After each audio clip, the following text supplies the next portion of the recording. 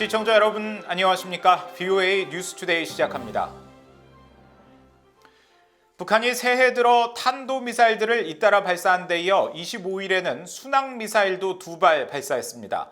이 같은 북한의 무력 시위에 대해 미 백악관의 고위 당국자는 평화와 안정을 위협하는 것이라고 밝히고 미국은 한국과 일본에 모든 안심 조치를 제공할 것이라고 강조했습니다. 첫 소식 조은정 기자가 보도합니다.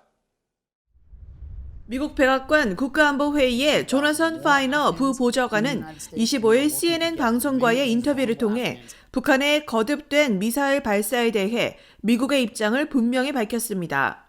새해 초부터 거듭된 북한의 미사일 시험 발사에 대해 도발적이며 평화와 안정에 대한 위협으로 미국은 간주하고 있다는 점을 매우 분명히 해왔다면서 우리는 최근 제재와 관련한 조치를 취했으며 유엔 안전보장이사회에서도 제재 조치를 취했다고 설명했습니다.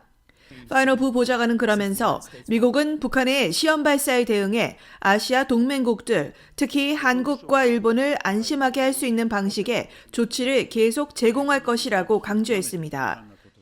국무부는 정례 브리핑을 통해 북한의 순항미사일 시험 발사와 관련한 질문을 받고 평가 중이라는 입장을 밝혔습니다.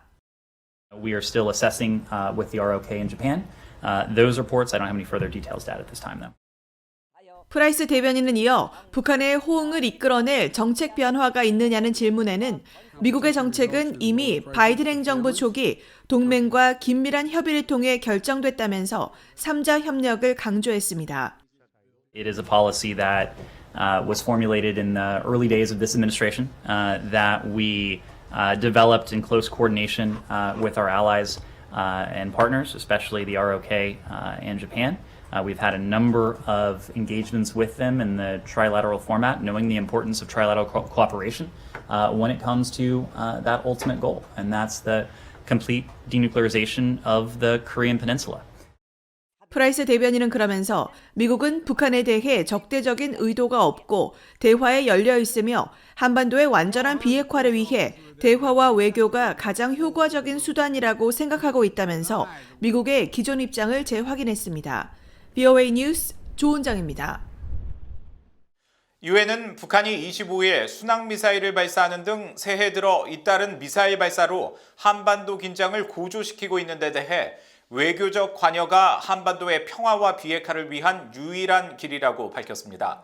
에릭 카네코 유엔 사무총장 부대변인은 25일 북한의 순항미사일 발사와 관련한 VOA 논평 요청에 유엔은 계속 한반도의 긴장 완화를 위한 대화를 촉구한다고 밝히고 안토니우 구테우스 사무총장이 여러 차례 언급한 것과 같이 외교적 관여는 지속 가능한 평화와 한반도의 완전하고 검증 가능한 비핵화로 가는 유일한 길이라고 강조했습니다.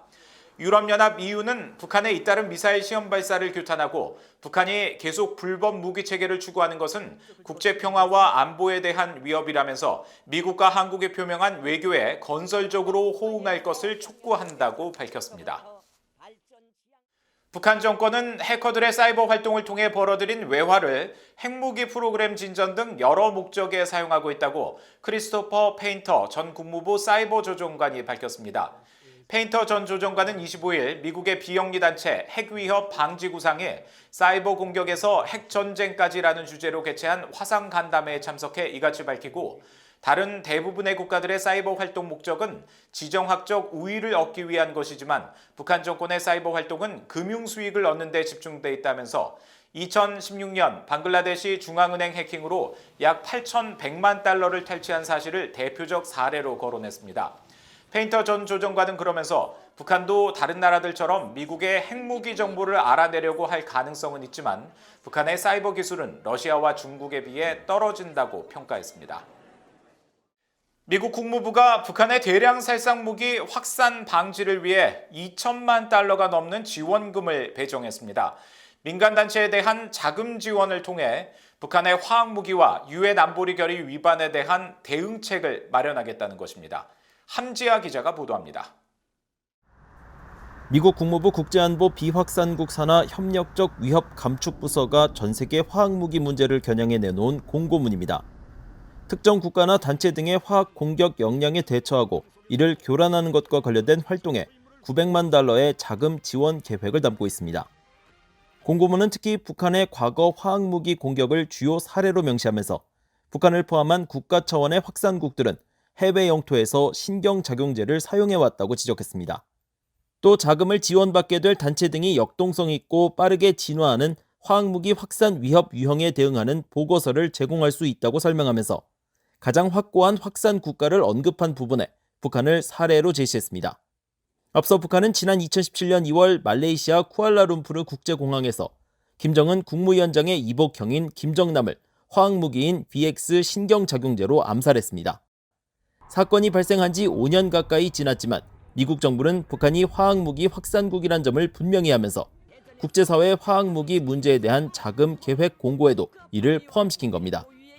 미국 정부는 북한의 불법 무기 프로그램 활동에 대응하는 방법 중 하나로 민간단체들의 연구와 정책 재현 등의 자금을 지원해 북한 문제에 대한 대응 역량을 다각화하고 있습니다. 현재 북한과 관련해 공고가 게시된 자금 지원 계획은 화학무기 프로그램을 포함해 총 3건, 모두 국무부 국제안보 비확산국 산하 협력적 위협 감축 부서가 북한의 대량 살상 무기 문제를 정면으로 겨냥해 내놓은 계획들입니다. 또 다른 공고 2건도 북한의 대량 살상 무기 확산 방지를 주제로 북한의 사이버 활동과 위장 회사를 이용한 자금 세탁 행위, 공해상 선박간 환적, 해외 노동자 문제 등을 구체적인 위반 행위로 명시했습니다. 그러면서 이에 대한 대응책을 제시하는 민간 연구기관 한 곳당 최대 25만 달러, 총 1,200만 달러를 지급하겠다는 계획입니다. 최근 북한은 잇따라 미사일을 발사하며 도발 수위를 높이고 있습니다. 북한의 중대 도발 가능성까지 제기되는 상황에서 민간 자원을 활용한 미국 정부의 노력이 어떤 결과로 이어질지 주목됩니다. 뷰이 뉴스 함지아입니다.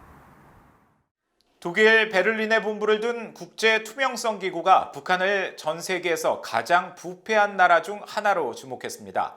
국제투명성기구가 25일 발표한 2021 국가별 부패 인식지수에 따르면 북한의 청렴도는 100점 만점에서 16점에 그쳐 180개국 가운데 아프가니스탄, 예멘과 함께 공동 174위에 머물렀습니다. 이번 부패 인식지수에서는 유혈 분쟁을 겪는 나라들 또는 권위주의 국가들이 가장 낮은 점수를 받았으며 시민적, 정치적 자유가 잘 보호된 나라들은 일반적으로 부패를 잘 통제하는 것으로 평가됐습니다. 북한은 지난해 11월 발표된 국제기업 위험관리사인 트레이스 인터내셔널의 뇌물 위험 매트릭스 평가에서 194개국 중 꼴찌를 차지해 세계 최악의 뇌물 부패 수준을 기록했습니다. 유엔 안보리 대북제재위원회가 세계보건기구 WHO가 신청한 대북제재 면제 재연장을 요청한 4건을 승인했습니다. 대북제재위는 홈페이지를 통해 지난 2019년 9월과 2022년 1월 그리고 2월에 각각 승인받은 사안들에 대해 모두 2023년 7월 17일로 제재 면제 기간 연장 사실을 밝히고 신종 코로나 바이러스 대유행에 따른 북한 당국의 국경 봉쇄 조치와 물자 생산, 운송 어려움 등으로 해당 물자에 대한 북한 반입이 지연됨에 따라 WHO의 제재 면제 재연장 신청을 승인한다고 설명했습니다. WHO가 대북제재위원회에 제재 면제를 신청한 물품은 신종 코로나 바이러스 예방과 통제를 위한 진단기 등 장비와 결핵 진단 장비, 소속 직원의 북한 내 안전한 현장 임무 수행을 위한 자동차 석 대 등이었습니다. 이상으로 VOA 뉴스투데이 마칩니다. 시청해주신 여러분 고맙습니다.